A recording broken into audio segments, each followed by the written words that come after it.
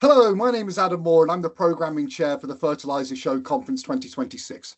Today I'm delighted to be joined by Isaac Rukundo of BÜCHI Corporation. BÜCHI are exhibiting with us and Isaac will be presenting on increasing production efficiency through real-time quality analysis, the benefits of NIR spectroscopy. NIR, that's near infrared spectroscopy. Isaac, great to have you with us. Thanks very much for joining. Thank you, Adam. It's a pleasure to be here, and I'm really looking forward to the Fertilizer Show. So obviously we've been speaking about a lot of the work that you and BÜCHI have been doing, but can you just give us a brief introduction into the company and then we'll get into the benefits of NIR?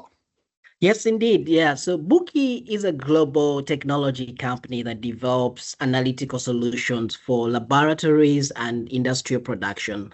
We help manufacturers improve quality, efficiency, and sustainability through measurement technologies, including near-infrared spectroscopy. Okay, great. And as I mentioned, you're presenting on near-infrared spectroscopy at the show. This is quality real-time analysis. That's the benefits here. Can you just give us an introduction into what that means, what it is, please? So yes, near-infrared spectroscopy, or NIR for short, it's a fast measurement technique that uses light to analyze the composition of materials. It allows producers to check key quality parameters instantly, or at least in near real time, without stopping production or damaging the product.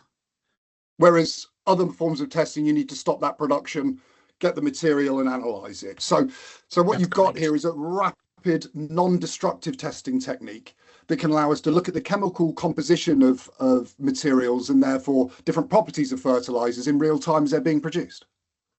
That is indeed correct.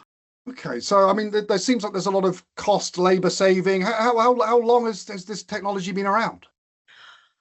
I would say infrared technology as a technology has been here for much longer than it's been applied. The difference is we had the technology, we just didn't know how to collect that information and utilize it.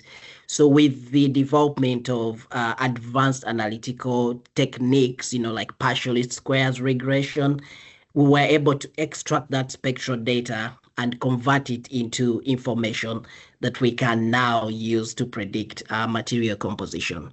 So I would say, it's been around over 30, 40 years, but only in the last few decades have we been able to take greater advantage of the technology. And that's, I guess, with improvements in computational analysis, you're looking at different markets, how that can be applied. Quite often, you hear of technologies that have been around for decades, but then a new development happens, then suddenly it hits the sweet spot and you can start applying it in a cost-effective manner. Would that be fair? That is very fair indeed. That's correct. All right, so we're saving time, we're saving money, we're increasing efficiency. This is something which surely is of interest to all producers and manufacturers. There's got to be some negative elements here, Isaac. There's got to be something which is stopping many of these producers doing this so far. Yes, indeed. So one thing to note about NIR is it's not going to replace your laboratory testing, at least not entirely. So it's still essential that you have laboratory testing, one for calibration, but also for validation.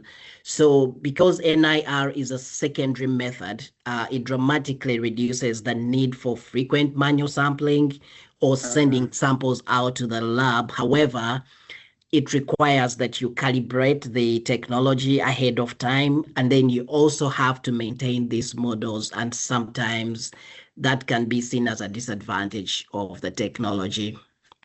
And anything is always disruptive. I mean, I'm always being told to bring in new methods and processes that improve things, but you need to take a quality of time in order to implement those processes. So I guess there's always a bit of pushback and obviously investment in the short term to then realize those gains later on. That is true, but when you think about the fact that you're improving speed, you're reducing costs, you're increasing confidence in your production quality, and you have eyes on your system in real time, this sort of outpaces all these other disadvantages of having to calibrate the system and actually maintain the model. So in the ROI is high and it's present, and we've seen it in real world cases. Can you give us an example? Well, so imagine, a plant that's analyzing, let's say, moisture, they're analyzing nitrogen, they're looking at other mineral elements. You're going to need, let's say, 4 or 3 different methods to get all these analytes. With NIR, you're actually getting all the analytes at once. So same spectra, it's giving you, let's say, 15 different analytes. So this is saving you time, it's saving you money, it's saving you operator error, and we have these systems installed in some plants, and they're getting results and making decisions based on these measurements that they're getting in real time. So yes, they're saving money from reworks, they're saving money from having to do lab testing every 5 minutes. And this is real time, this is happening in plants with these NIR systems. This surely must help you communicate with your customers as well, if you're able to have real-time information, because you're more informed about the product that's coming down the line. Yes, that is very correct. And I mean, we've also seen producers significantly reduce off-spec material by using NIR directly on the production line. And then, if depending on what system you set up, you could also have a customer have eyes on those predictions real time through Wi-Fi, for example. Yeah. Amazing. Amazing. Yeah. So what type of people should be coming and listening to you speak in March at the Fertilizer Show?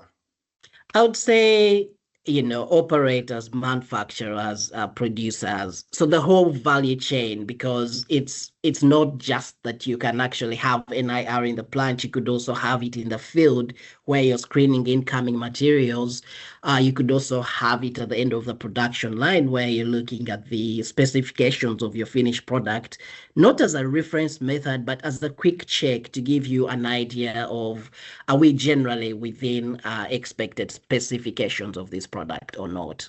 So really, we can even go further to farmers, to producers, manufacturers, operators, quality assurance specialists, quality control techs.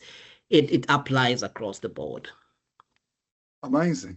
Amazing. Well, I'm looking forward to hearing all about it at the show. So, I mean, thanks very much for your time today. We're going to be posting some further detailed interview questions for those who are interested in some of the details, and linking back to BÜCHI Corporation, everything that you do in the post here. So thanks very much for your time this morning. Great to have this introduction, and very much looking forward to hearing you talk at the Fertilizer Show at the Tampa Convention Center.